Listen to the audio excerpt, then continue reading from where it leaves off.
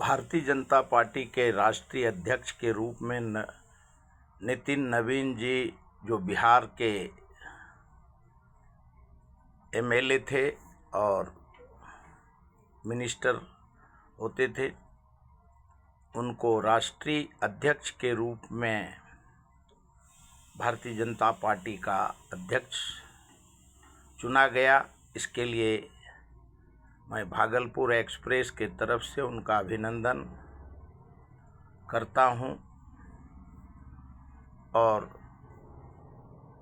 बिहार का युवा शक्ति नितिन नवीन जी के साथ पूरा देश का युवा उनके साथ हो और उनके नेतृत्व में भारतीय जनता पार्टी मजबूत हो। और इसके लिए भारत के प्रधानमंत्री नरेंद्र मोदी जी, भारत के गृह मंत्री श्री अमित भाई शाह जी और आरएसएस को बधाई देना चाहिए और देता हूं कि आज उन्होंने बिहार के सुपुत्र को भारतीय जनता पार्टी के राष्ट्रीय अध्यक्ष के रूप में उनको जो सम्मान दिया है उसके लिए उनका स्वागत करता हूं, अभिनंदन करता हूं और धन्यवाद देता हूं कि उन्होंने नितिन नवीन जी को राष्ट्रीय अध्यक्ष इलेक्ट करवाया उनके दिशा निर्देश से। अभी जो मीडिया में चर्चा है कि महाराष्ट्र के जो मुख्यमंत्री श्री देवेंद्र फडणवीस जी, क्यों कुछ महीना पहले ही पृथ्वीराज चौहान जी ने कहा था कि महाराष्ट्र के सुपुत्र को भारत का प्रधानमंत्री बनाया जाएगा और मीडिया में भी चर्चा चल रहा है कि देवेंद्र फडणवीस जी भारत के अगले प्रधानमंत्री के रूप में शपथ लेंगे। उनको भी मैं बधाई देता हूं कि वो प्रधानमंत्री के रूप में शपथ लें। अभी देश में महाराष्ट्र का जो सर्वांगीण विकास और मुंबई देश का आर्थिक राजधानी हो और पूरा देश सर्वांगीण विकास के ओर बढ़े, यही कामना करता हूं। अहिल्याबाई होलकर जिन्होंने काशी में 1700 के दशक में मणिकर्णिका घाट का उन्होंने बनवाया था और मणिकर्णिका घाट केंद्र में मोदी जी और राज्य में योगी जी के सरकार में उनको ध्वस्त किया गया है। और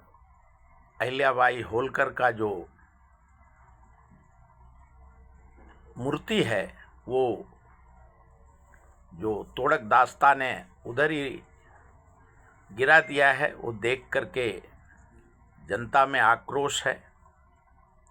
कि मणिकर्णिका घाट राजा हरिश्चंद्र और पुराणत्व का धरोहर है और हजारों साल पहले जो उस काशी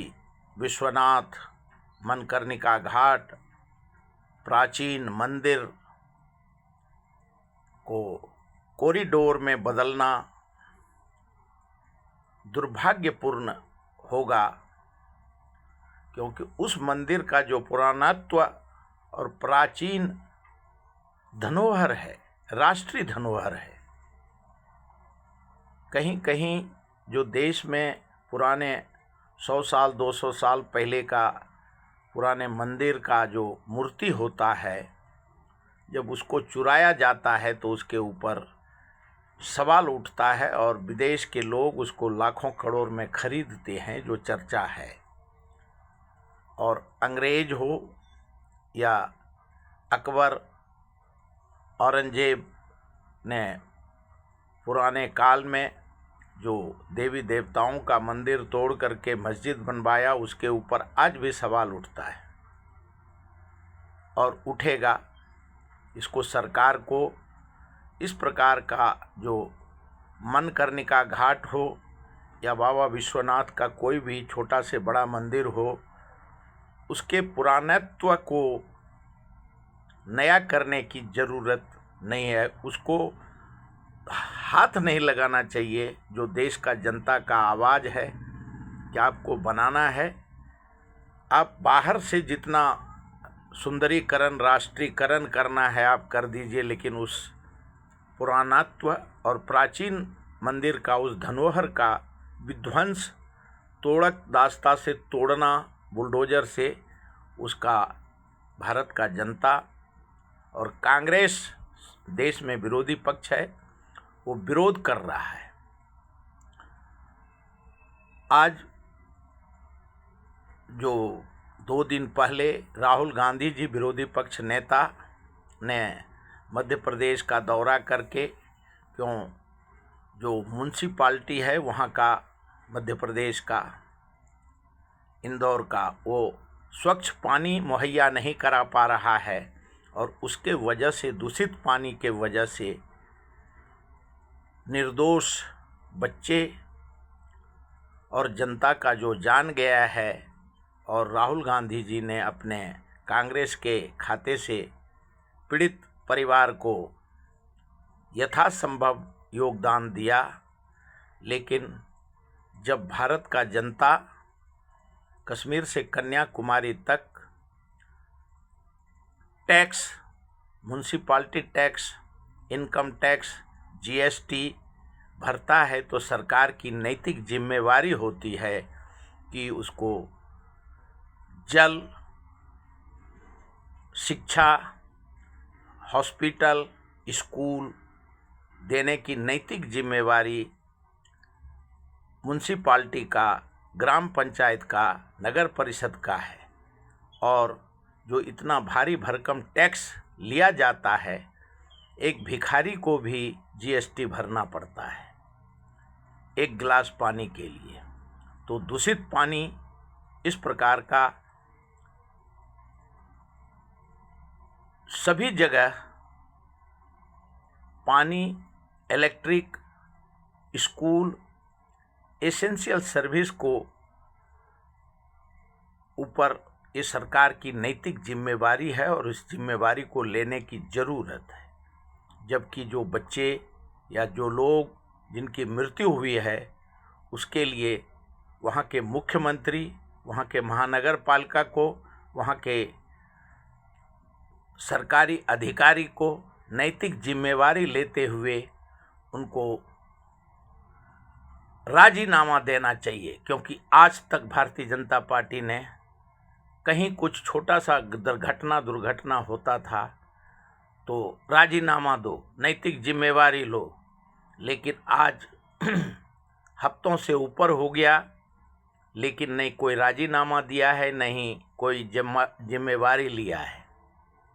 इसके लिए राहुल गांधी जी ने, विरोधी पक्ष नेता ने जो कहा है कि मैं लोकसभा में इसका सवाल उठाऊंगा कि क्यों, किस प्रकार से दूषित पानी के वजह से जनता का जान जा रहा है। इस प्रकार का दुर्घटना फिर नहीं घटे, ये जिम्मेवारी केंद्र के मोदी सरकार का और राज्य में भारतीय जनता पार्टी का सरकार है, उनको जिम्मेवारी लेने की ज़रूरत है। अभी पूरे देश में एक तो महंगाई, बेरोजगारी, भ्रष्टाचार का जनता शिकार है आज जनता को अगर स्वच्छ पानी, दवाई और विद्या नहीं मिलेगा, ये नैतिक जिम्मेवारी भारत सरकार और राज्य सरकार को लेने की ज़रूरत है। अभी तक इतना ही।